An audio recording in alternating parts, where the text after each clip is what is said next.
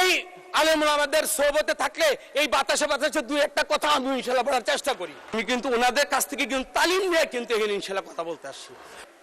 আমরা তো এরকম কোনো সুসংবাদ পাই নাই যে আমার দল করলে, আমার আদর্শের মধ্যে থাকলে জান্নাতের সুসংবাদ আমরা দিতে পারি। তো আপনি আপনাকে বলে দেই, আপনাকে কেন আমি ভয় পাই। আমার এখানে ইকবাল সাহেব বসছিল, একদিন সময় বিধি চাইছিল, আপনি তারা বলছিলেন এইখান থেকে ওইখানে যাইতে 40 বছর লাগছে, কিন্তু আপনার কাছে যদি আমি 5টা মিনিট সময় পাই, আমার কথাগুলো আপনি একটু সময় দেন, দরকার হলে আপনি আমাকে 6 মাস আর ফ্লোর দিয়েন না। এমন একটা কথা পুরো মুন্সিগঞ্জকে নিয়ে বলেছেন, সেইটা ওখানে একটা উত্তেজনা তৈরি হচ্ছে। তখন এই মির্জা ফখরুল মহাসচিব বলল, রতন তুমি এইটা নিয়ে সংসদে গিয়ে সুন্দরভাবে বলো, তাহলে অন্তত পক্ষে তোমার মুন্সিগঞ্জবাসীর যে সংক্ষুব্ধতা, তাদের যে মনের কষ্টটা ইনশাআল্লাহ দূর হয়ে যাবে। মোহাম্মদ কামরুজ্জামান, মুন্সিগঞ্জ 3, আপনার সময় 7 মিনিট।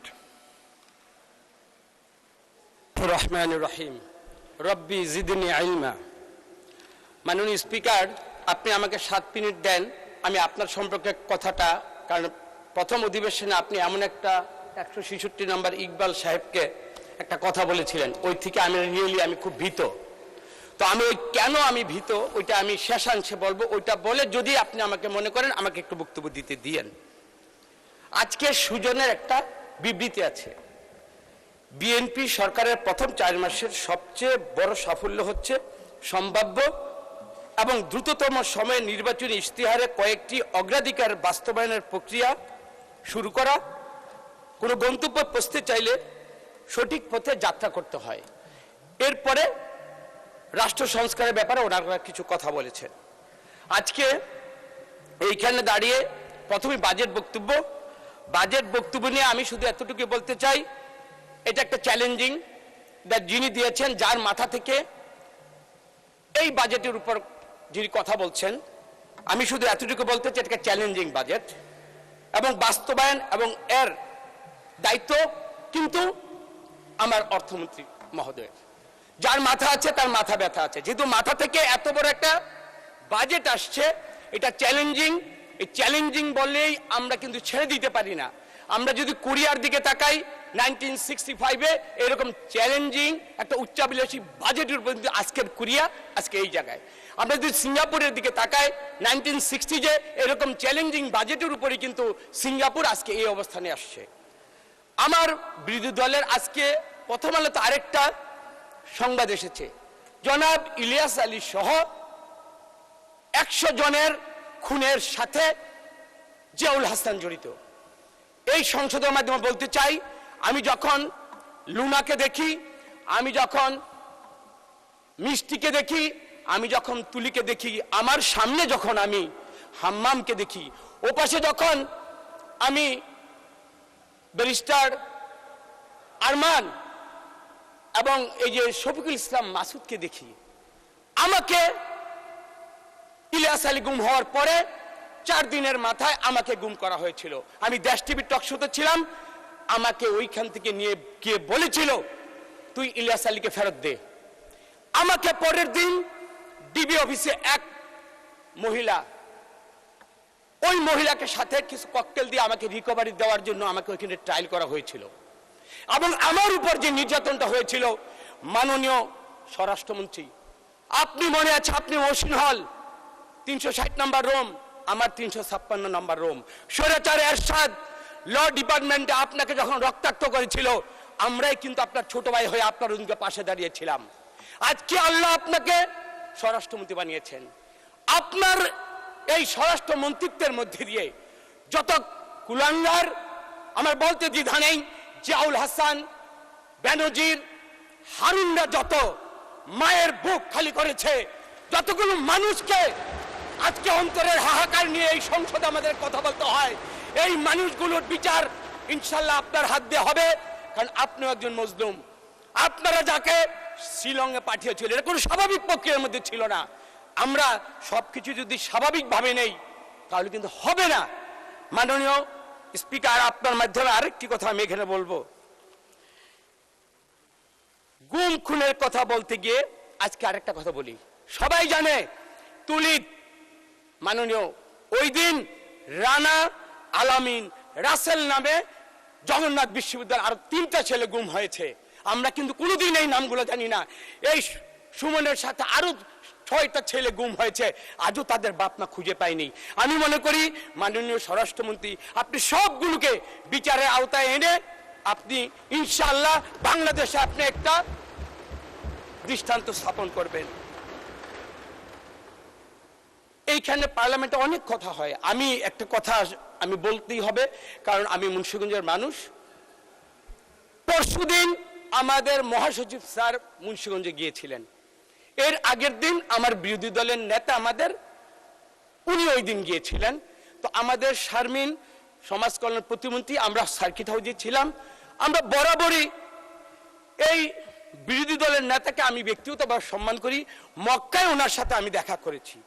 আর মুন্সিগঞ্জের রাজনীতিতে সবসময় আমরা দেখেন এই যে জামাতে ইসলামের প্রোগ্রামেও কিন্তু আমাকে চিফ গেস্ট হিসাবে দাওয়াত দিয়ে আমাকে নিয়ে গিয়েছে। মাওলানা মামুনুল হক উনিও আমাকে ওনার মিটিংয়ে আমাকে দাওয়াত দিয়ে আমার সম্পর্কে 2 মিনিট প্রশংসা করে।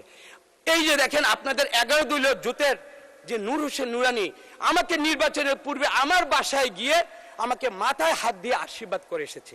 মানে আমাদের মুন্সিগঞ্জের সম্পর্কটা এমন। আর আতিথেয়তায় আমরা কিন্তু খুব অভ্যস্ত, মুন্সিগঞ্জের আতিথেয়তা সম্পর্কে জানেন।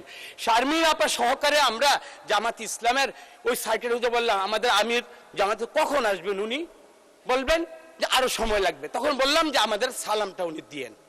আমি তো মুন্সিগঞ্জে একজন মানুষ, কিন্তু আমার আরো তো 2 জন প্রতিনিধি আছে। পরের দিন যখন স্যার গেলেন, স্যারের সামনে উনি কি কথা বলেছেন, কোন আবেগের কথা, আমি কিন্তু ওনার কথার কিছু বলতে চাই না, বাট এমন একটা কথা পুরো মুন্সিগঞ্জকে নিয়ে বলেছেন, সেটা ওখানে একটা উত্তেজনা তৈরি হচ্ছে। তখন এই মির্জা ফখরুল মহাসচিব বলল, রতন তুমি এইটা নিয়ে সংসদে গিয়ে সুন্দরভাবে বলো, তাহলে অন্তত পক্ষে তোমার মুন্সিগঞ্জবাসীর যে সংক্ষুব্ধতা, তাদের যে মনের কষ্টটা ইনশাআল্লাহ দূর হয়ে যাবে। আমি সেই জন্য গতকাল আমি বলেছিলাম যে পুরো মুন্সিগঞ্জবাসীকে যা আপনি বললেন এটা তো মুন্সিগঞ্জের চিত্র না। তা আমি বিনীতভাবে ওনাকে বলছি, ওর পরে বিভিন্নভাবে আমরা জানি সোশ্যাল মিডিয়াতে অনেক কথা বলা হচ্ছে, তো এগুলো থেকে আমি বিরত চাই। আমরা এই কাদা ছোড়াছুড়ি কখনই আমরা চাই না।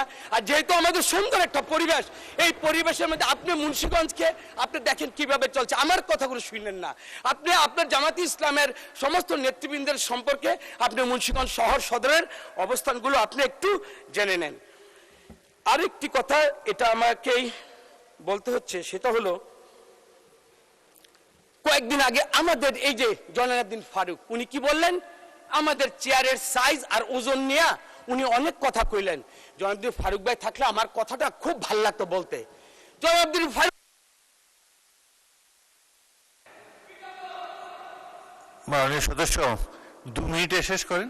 একটু আমার আরেকটু একটু সময় দেন প্লিজ। আপনি আপনাকে বলে দেই আপনাকে কেন আমি ভয় পাই। আমার এখানে ইকবাল সাহেব বসছিল, একদিন সময় বিধি চাইছিল, আপনি তারা বলছিলেন এইখান থেকে ওইখানে যাইতে 40 বছর লাগছে। মাননীয় স্পিকার আমি তো 40 বছর বাঁচবো না। আর আপনি আপনি বাংলাদেশে সবচেয়ে দ্রুততম মানব ছিলেন, কোন কন্টেস্টে আমি ইনশাআল্লাহ ওইদিকে পৌঁছতে পারবো না, কিন্তু আপনার কাছে যদি আমি 5টা মিনিট সময় পাই, আমার কথাগুলো আপনি একটু সময় দেন, দরকার হলে আপনি আমাকে 6 মাস আর ফ্লোর দিয়েন না, কিন্তু আমার আজকের কথাগুলো আপনি একটু শুনেন। জয়নাল আবদিন ফারুক উনি সাইজ দেখলেন, এটার ওজন দেখলেন, কিন্তু বিগত 16টা বছর যারা এইখানে বৈশা অপবিত্র করছে এই চেয়ারগুলারে, এগুলারে একটু জমজমের পানি দিয়া আতর গোলাপ দিয়া যদি ধুইতো তাইলে এটা তো আরো ভালো হইতো। তো আমি ওনাকে একটু আপনার মাধ্যমে বলতে চাই, সাইজ এবং এগুলা ঠিক করে মাননীয় সদস্য এখন থেকে 3 মিনিটের মধ্যে শেষ করেন। আচ্ছা, আজকে আরেকটা কথা বলা হয়, এইখানে প্রায়শ একটা কথা বলা হয় কি,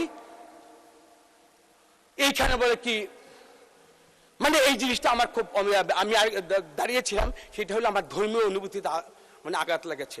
কোরআনের একটা আয়াত আছে, এই কোরআন আয়াত কেন বলি, ওনাদের পাশে বসি তো এই আলেম ওলামাদের সোহবতে থাকলে এই বাতাসে বাতাসে 2-1টা কথা আমি ইনশাআল্লাহ বলার চেষ্টা করি।